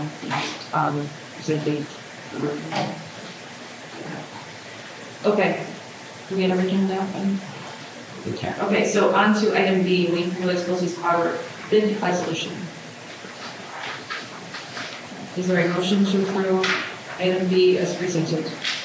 So moved. Is there a second? Second. Any discussion? All those in favor of item B as presented, say aye. Aye. All those opposed? Motion carried. On to item C, the 2025-26 budget. Is there a motion to approve the 2025-26 Phelps-Clifton Central School District budget in the amount of $47,386,360? So moved. Is there a second? Second. Any discussion? Yes, I'm doing it or giving that. Look at 2% if possible indeed. Yeah, right on the money. All right, is all those in favor say aye. Aye. All those opposed? Motion carried. Good job. Stage person. Yeah, no mistake. Yeah. Okay. Item D, the 2025-26 property tax from Friday City Hall. Is there a motion to approve item D as presented? So moved. Is there a second? Second. Any discussion? All those in favor of item D as presented, say aye. Aye. All those opposed? Motion carried. Item E, the affiliation agreement with SUNY Oswego. Yes, we go. Is there a motion to approve the affiliation agreement with SUNY Oswego as presented? So moved. Is there a second? Second. Any discussion? All those in favor say aye. Aye. All those opposed? Motion carried. Item F, the resolution of agreement. Is there a motion to approve the resolution approving an agreement for the non-tenured employee? So moved. Is there a second? Second. Any discussion? All those in favor say aye.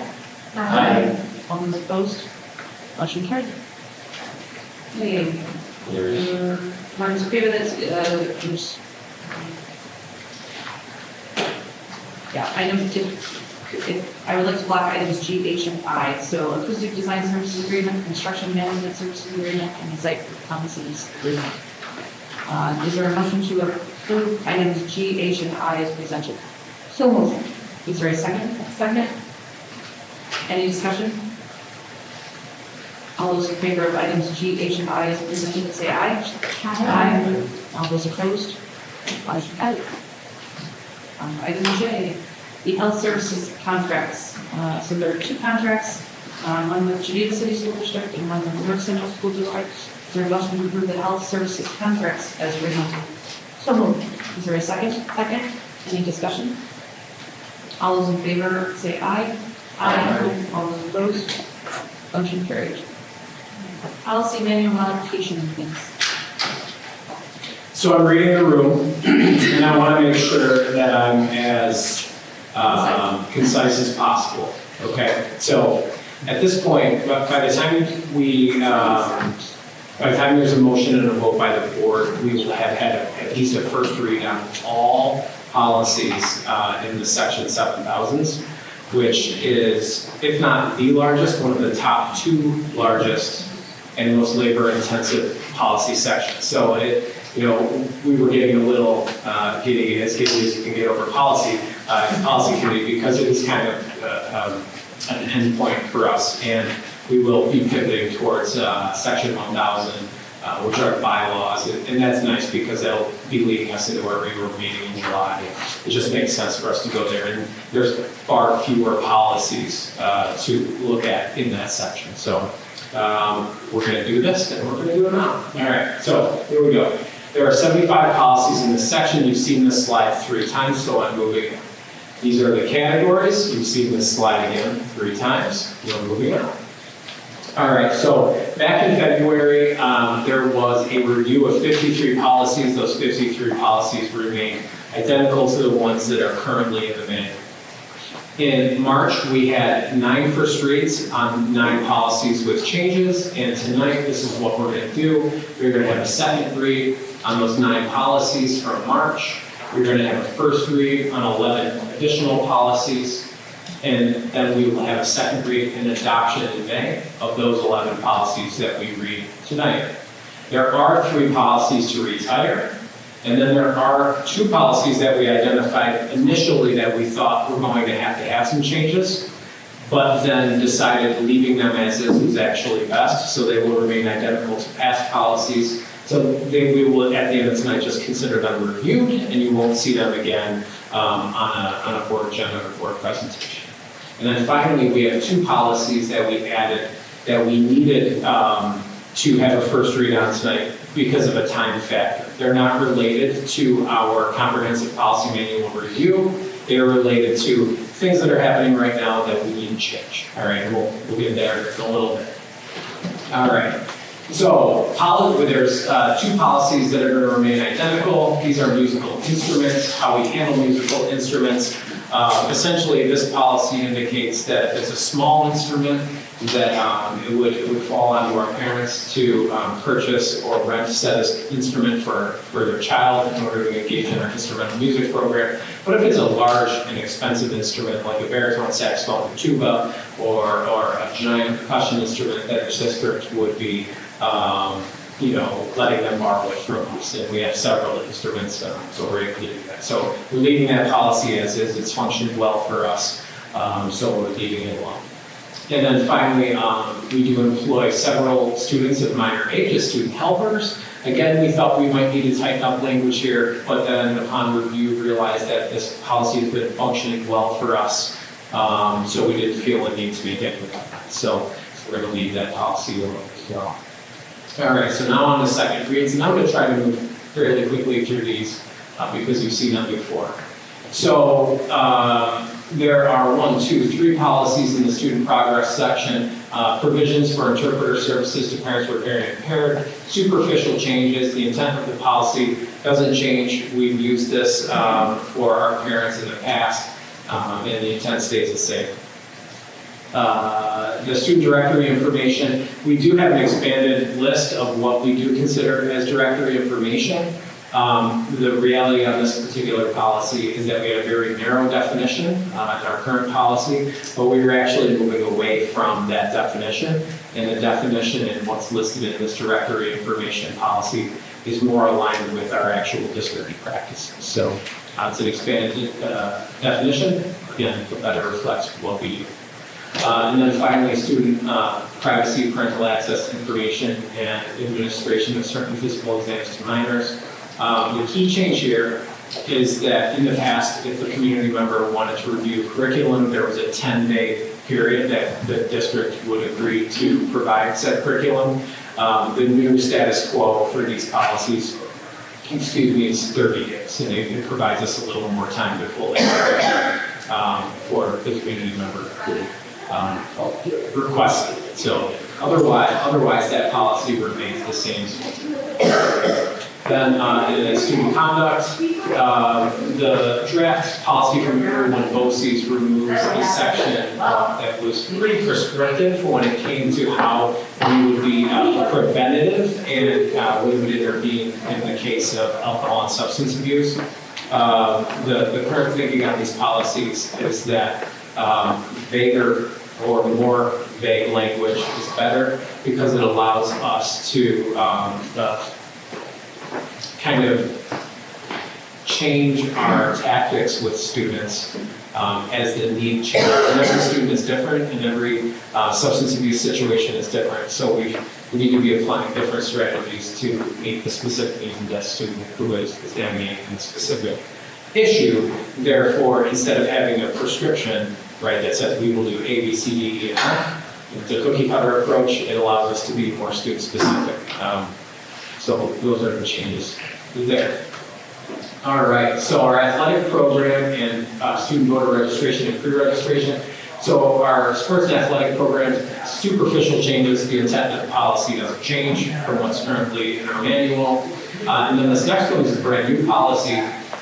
So it's required by Ed Law Section 5-507, which says that schools must facilitate student voter registration. And what we've done is we've embedded that into our government classes at senior year, and our teachers provide the voter registration paperwork, and we actually submit it for the students. And that's to be compliant with this law. We plan on communicating with our parents when this is happening, either through the syllabus or a one-off parent square message, but we're complying with the law and we'll communicate surrounding this. And then in student welfare, we have policies surrounding medication and personal care items that we maintain, either on behalf of students and parents or just because these are things that kids need. And two key pieces inside this where there were some minor modifications had to do with albuterol, asthma medication, and feminine hygiene products, and ensuring that those are available to our students who menstruate. All right, then we have students with life-threatening health conditions. The spirit of the policy really remains, but since 2012, there have been changes in terms of how available and I don't know what the exact right word, but when the lock zone first came out, schools were a little apprehensive to keep that. But since it has come out, it is now been treated very similarly to epinephrine and an EpiPen. So we do keep both of those life-saving substances in our nurse's office and maintain that for emergency purposes. And this policy supports. And then finally, notification of sex offenders, just minor superficial changes. We still follow the law with the notifications of sex offenders. So these are all of our second reads. Any questions on policies for second reads? We're about to get into our first reads here in a moment. So, what do you want? No, it's not that. Okay. Because he said he reads the room too. Okay, so before we get to first reads, let's talk about retirements. So there are 3 policies we're going to retire. They all have to do with situations that present themselves up at our middle and high school. So make-up credit programs for high school students, which comes down to credit recovery. The current policy in place is almost verbatim the regulation. So we decided, policy committee decided that we're just going to remove that as policy and follow regulation when it comes to credit makeup programs. Secondly, our high school class rank and grade point averages, those have been in place for ages. We don't plan on making any changes, but they're really not appropriate to be in policy. It's really more building level practice and exists in a handbook somewhere. So we're going to remove that from policy so we don't have to maintain it. And then finally, honor students, it's along the same vein as our class rank and grade point average, how we're going to manage those situations. Again, there's no changes planned here. It's just this really doesn't need to live in policy. It should live in building level practice. So we're going to retire those policies tonight. So now on to our first reads. So comprehensive student attendance, entitlement to attend, age and residency, education of students in temporary housing, and school census. So our comprehensive student policy was probably the most labor intensive this entire section of the manual. It required a lot of perspective gathering, and we believe that the policy as presented, which disconnects explicitly an X number of absences equals you can't get credit in the course. And the reason that we removed that is because things aren't that simple. A case in point is it's right in the same draft policy. It says X number of absences equal not being granted credit. However, if the student makes up the work, it can't be counted as an absence, despite not being in the room. So there's a little sort of contradiction in there. So we did remove that section, and the definition of seat time or absence really has been blurred over the last, say, 12 to 15 years in education, where the definition of seat time has been interpreted to be either explicit time in the seat or evidence that a student was learning somewhere at some point in time. In other words, work completion, right? Assignment completion. So really what ends up happening is the governing factor as to whether or not a student is awarded credit in a course happens to be whether or not they use it, right? And it comes out in the grading process. So we feel really good about where that policy is. If you have any questions, please let me know. All right, so then entitlement to attend age and residency, minor superficial changes, and the intent of the policy remains. Education of students in temporary housing for our homeless youth or students who are protected under the McKinney-Vento Act. This policy really is slightly expanded just to ensure that we're covering all of our bases for both legal and regulatory standpoint. But really, there's no change in how we operate. And then finally, school census. We went back and forth as to whether or not to just eliminate this policy. Erie one did urge us to keep it in place. Schools, city schools that have significantly large populations are actually directed by law to conduct school district censuses to make sure that they have every student in that city enrolled in school. For schools our size, we do not have to do it. However, leaving the policy in place does give us the option at any point in time, if we had a reason we wanted to see the school site disregarded. So we're just gonna leave it there just in case we do. Response to intervention. So at this point, there's regulation around RTI as we know it, but really we have updated our vernacular and we use MTSS, but the regulations say RTI. That's why the policy title remains. What we did in this case is we took a pretty general approach to say how we identify students for intervention services, as opposed again to a prescriptive approach. And what we know is as students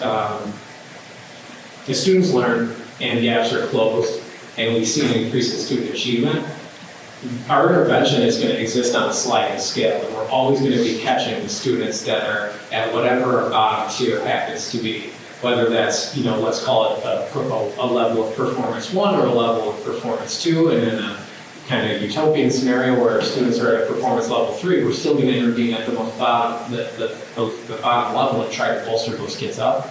So the language included does kind of reference a sliding scale of analyzing data through our instructional support teams and making sure that we're grabbing the students that in the current state have the most significant need, while balancing the available financial and human resources that we have. So that's kind of the gist of that policy. And then student conduct. So timeout. The timeout room is a very specific thing. All right, we do have timeout rooms over at the elementary school, but they can only be used under very strict circumstances, as governed by the child with the disabilities individualized education plan, and then in addition to that, functional behavior assessment of behavioral intervention. So it's really challenging to even be able to access a timeout room or a physical restraint as an intervention, because it's governed by such strict regulations, okay? And that's a good thing. This policy outlines everything that we need to in terms of how these interventions would be accessed, then provides language on the longest possible use, right? Because we want to cap that use, because at a certain time, if the child is in a timeout room that's consistent with their IEP and behavioral intervention plan, and it's going on for too long, then it's not working, and we need to shift away from that. So it provides the maximum amount of possible time that can be used, and similarly, with a physical restraint, it provides basically says the student should be in a physical restraint for the least amount of time possible. And we actually borrowed some language from the neighboring district that reflected, our belief in what we believe was appropriate, and it's strict, and it should be. So that's our timeout physical restraint policy. And then finally, our policy surrounding children with disabilities, it's a required policy. I know like the honor roll policies that we removed, or no, actually the makeup and credit recovery policy that we're removing from the policy manual, that's because we have the option of removing it from the policy manual, it's not required. Whereas the children with disabilities policy is required. But again, this is heavily rooted in regulation and law, and really it's a retelling of regulation and law, and we will update it as we need to. But because of that, it's consistent with our current practices because we follow regulation, we follow law, and we keep it in policy because the state says we have to. All right? So those are our first reads tied to our comprehensive policy manual update. Now we're going to move on to 2 first reads for things that are not affiliated with that update but are timely. So first, board member nomination and election. You might ask, why are we talking about this? Well, this is actually the policy where Erie 1 says we should include information about our ex officio student board member. So this one, we did bring up, I just want to see if I can read it quickly. Here we go. So in terms of our policy, this first section that governs the nomination and election of full adult board members is no different than the one that's currently in the manual. But there's a section added that gives us language surrounding how we will handle our ex officio board members. And the thinking in this part down here, which is the selection process, is to leave every option in the policy. We're not going to hamstring ourselves into a single option because this year we're going to attempt a student body vote, an election, and perhaps at the end of that it doesn't yield the result that we want, and we want some latitude to change our process. If we leave these in place, then we can pick another avenue to explore a year from now. So that's our first read there. And then the next one, and I'm just going to hop over here, is policy 5220, district investments. As you know, within the last couple of months, we signed an agreement with 3+1, which is a fiscal management company, in order to get every penny out of any money that we are able to invest, right?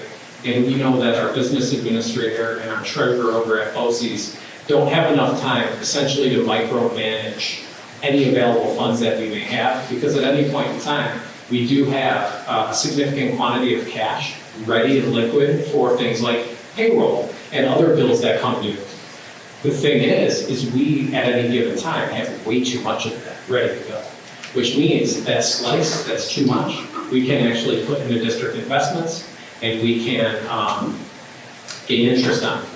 Now, one of the things that 3+1 recommended for us was to expand our definition of what we're allowed to do with district investments ever so slightly by giving a general statement that says other investments conforming to New York State law with reference to General Municipal Law Section 10 and Section 11. In Section 10 and Section 11, General Municipal Law simply state the types of protections and the styles of investments that public institutions like public school district are permitted to invest in. And what happens is over time, banks and other investment firms come up with different investment options that if they're not explicitly laid out because they have a special name, then we may not be able to leverage those, despite the fact that we should be able to by law. So this just says, regardless of what its name is, if it's consistent with the law, then we'll look at an investment, potentially make an investment. And a side note on this is one of the powerful pieces of working with 3+1, reach out to some of our current banks that we work with. When they reach out to our current bank and say, hey, I have this other investment that the district is looking at that pays out at 2%, and you have us at 0.25% in terms of interest. Some of our current banks are saying, well, hold on, before you go and look at that investment, we're going to bump your interest rate up as well. So, we're working, and Carl's working hard with 3+1 and our treasurer to make sure that we get, again, every penny out of those investments, and this helps us do that. And it's completely legal, and we should be doing that on behalf of our taxpayers. Those are the first reads, all of them. I appreciate your time. I think I've anything else, but at this point, any questions on anything? Yes. When you were looking at neighboring districts in regard to ex officio student board members, did they all just have one student, or did any of them have more than one as a board member? When I was looking at those policies, I was not assessing like the number of board members they have, but I do seem to remember coming across some districts that did have more than one. But those are districts that have had that in place for a while. What's prompting my question is, I'm wondering about student participation. That one student, are they more likely to dive in if there's two students? I just wonder. I can imagine if I was the only student, I'd feel pretty intimidated by the whole process. And I just wonder if we should consider more than one. Okay. One of the things they talked about in Worth discussing. the webinar today too. Oh, yeah. So, yeah. I wonder if there's a difference in level of They participation. generally recommended just one, but that was in those two cases we were talking about. There's definitely the one student board representative first heard about it when she was a freshman and wanted to, and connected with the rep who was a senior when she was a freshman, and then continued to kind of keep contact with the reps each year because she kind of knew that this was something that she wanted to do all along. So both students spoke about the value of mentoring the incoming one the following year. Right. And then, there was discussion about like, if one student is not able to be the meeting, and there's backup, is that positive, or do we want one consistent person, which I believe the thought was one consistent. But I don't know if it was discussed necessarily, maybe two consistent members need to and can kind of share that load, and so that could be an option too, it does. Yeah, just curious. Yeah.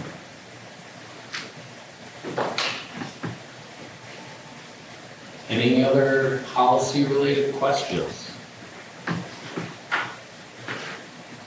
All right, thank you. All right, is there a motion to approve the policy readings and modifications as presented? So moved. Is there a second? Second. Any discussion? All those in favor of item K, the policy modification, the policy readings and modifications, please say aye. Aye. All those opposed? Motion carried. On to item L, the 2025-26 non-public school transportation requests. Is there a motion to approve those as presented? So moved. Is there a second? Second. Second. Any discussion? Okay. All those in favor of item L say aye. Aye. All those opposed? Motion carries. On to item M, annualized hours for the 2024 employees. Our motion to approve item M as presented. So moved. Is there a second? Second. Any discussion? All those in favor say aye. Aye. Motion carried. All right, and if there are no objections, I would like to block items N, O, and P. Is there a motion to approve items N, O, and P? So field trips, establishment, scholarships, and research. So moved. Is there a second? Second. Any discussion? All those in favor of items N, O, and P as presented, say aye. Aye. All those opposed? Motion carries. All right, on to personnel. Item A, Committee on Special Education Services. Is there a motion to approve the CSA team's appointments as presented for the 2024 high school year? So moved. Is there a second? Second. Any discussion? All those in favor of item A as presented, say aye. Aye. All those opposed? Motion carried. If there are no objections, I'd like to block items B through E. So appointments, substitute appointments, ethics appointments, and coaching appointments. Is there a motion to approve items B through E as presented? So moved. Is there a second? Second. Any discussion? All those in favor of items B through E as presented, say aye. Aye. All those opposed? Motion carried. Item F, mentors. Is there a motion to approve the mentor appointments for the remaining 24-25 school year as presented? Is there a second? Second. Any discussion? All those in favor of item F as presented, say aye. Aye. All those opposed? Motion carried. And if there are no objections, I would like to block items G, H, and I as unpaid leaves, retirements, and resignations. Motion to approve items G through I as presented. So moved. Is there a second? Second. Any discussion? All those in favor of items G through I as presented, say aye. Aye. All those opposed? Motion carried. On to adjournment and executive session. Is there a motion to adjourn the regular board meeting entering into executive session, which will be matters of the employment, rights in the person, currently these details and contract negotiations. So moved. Is there a second? Second. Any discussion? All those in favor of adjournment, say aye. Aye. All those opposed? Motion carried. Thank you, everyone. Thanks for hanging in there. Talk to you tomorrow. Yeah.